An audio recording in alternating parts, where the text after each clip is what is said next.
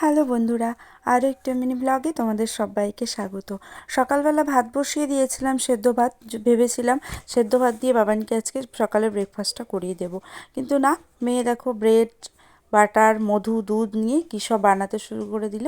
এই যে ভালোই বানিয়েছিল, আমাকে 1 চামচ খেতে দিয়েছিল, যদিও দুধটা একটু কম হয়েছিল। তারপর দেখো টানতে টানতে নিয়ে আসলো এই যে এই মহারাজকে দেখানোর জন্য। দেখো কি সুন্দর বসে আছে। এরপর বাবানকে একটু চুলটা কেটে দিলাম, কারণ ওর চুলগুলো একটু বড় হয়ে গেছিলো, সামনের চুলটা একদম পুরো চোখে মুখে পড়ে যাচ্ছিলো, তাই চুলটা কেটে দিলাম। চুল তো মোটে কাটতে চায় না, একদমই কাটতে চায় না ও। তারপর ধরে বেঁধে কেটে দিলাম, লাস্টে কিন্তু প্যাই প্যাই করছিল। তারপর রান্নাবান্না করে নিলাম। আমি আজকে চিকেন রান্না করেছিলাম। তারপর বাবান একটু পড়তে বসেছিল বলে আমি এই যে কুলমাখা করেছি আর বাবানকে দিয়েছিলাম, বললো দারুণ হয়েছে। তারপর বাবানকে সন্ধ্যাবেলা পড়তে দিয়ে আসলাম, আর চিকেন হয়েছে বলে বাবানের দাবি হলো রুটি করো। তারপর এই যে রাত্রেবেলা চিকেন আর রুটি খেয়ে ডিনারটা কমপ্লিট করে নিলাম। সবাইকে